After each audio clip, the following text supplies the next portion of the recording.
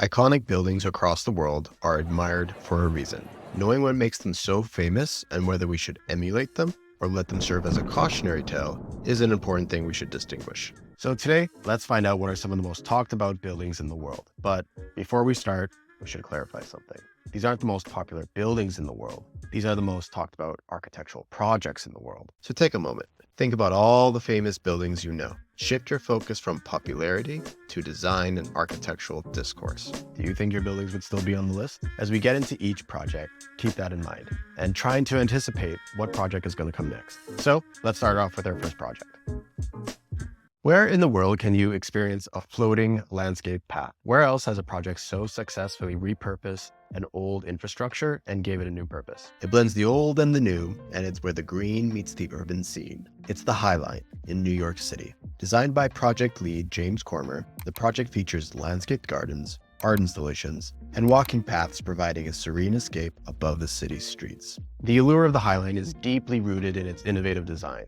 Where else has a project so successfully retook an old infrastructure that was decrepit and falling apart and was able to repurpose it for a new function? The project stands as a testament to the transformative power of architectural ingenuity, making it a magnet for those fascinated by the intersection of design, nature, and the urban environment. So if you're interested in restorative design or glow-ups are your thing, I recommend this park for you.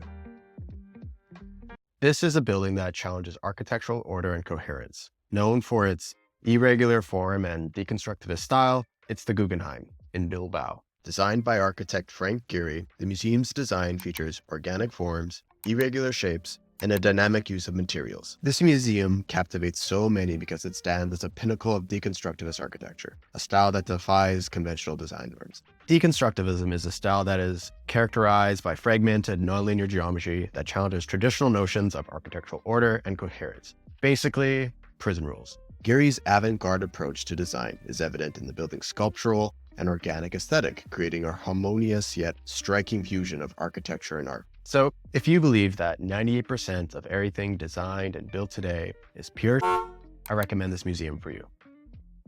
There are plenty of iconic buildings in the world, but with its white sails and roof composition, this one probably captivates people the most. It's the Sydney Opera House in Sydney, Australia.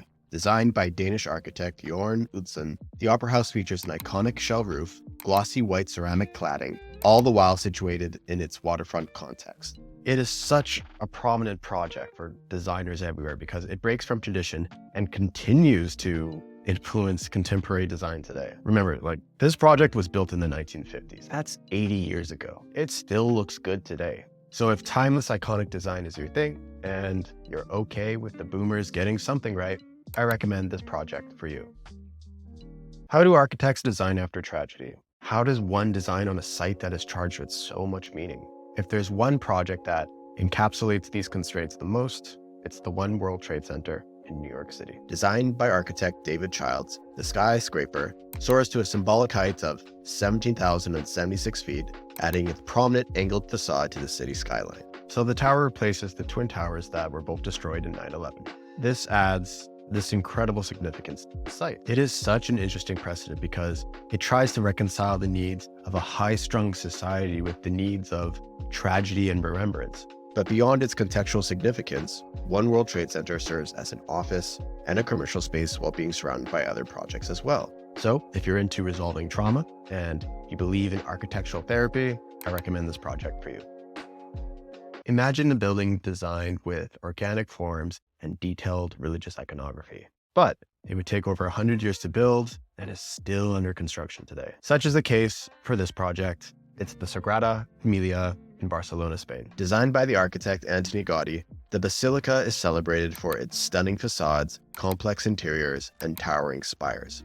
I think people are deeply fascinated by this project because of its ongoing construction process. People get to see the combination of traditional building methods and how modern techniques have been incorporated. It adds this intrigue, but it also makes each visit unique because something new is always being built. What architect wouldn't want to see an ever-evolving building, especially one that's over 150 years old? So if you're interested in a design that incorporates nature and religion, and you don't mind that the group project is taking forever, I recommend this basilica for you.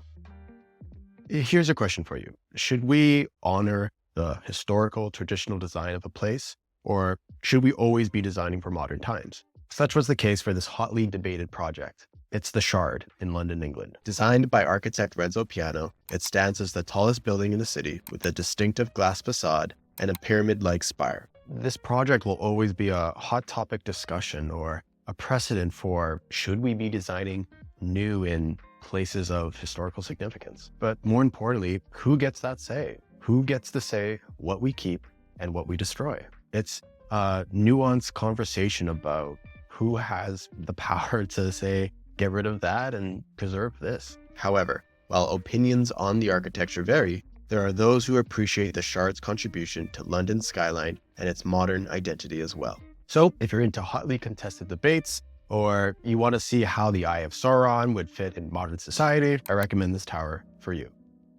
How do we separate controversy and a well-designed building? Should we take into account who architects collaborate with and what clients we take on? At the heart of the subject resides the incredible architecture of the Louvre in Abu Dhabi. Designed by architect Jean Nouvel, the museum features a distinct dome structure, its modernist cubes, and plenty of reflective pools. Critics of the museum have brought up cultural appropriation, labor conditions, and political tensions while the building was under construction. Surrounded by controversy, the Louvre just creates a debate that underscores the complex nature of cultural institutions in a global context. How much control is given to the architect when they are designing the space? And at the end of the day, do we really dictate what happens when the walls are finally built? While the Louvre Abu Dhabi is celebrated for its cultural and architectural significance, the controversies highlight the intricate challenges cultural institutions navigate on the global stage. So if you're about controversy and architecture spilling the tea,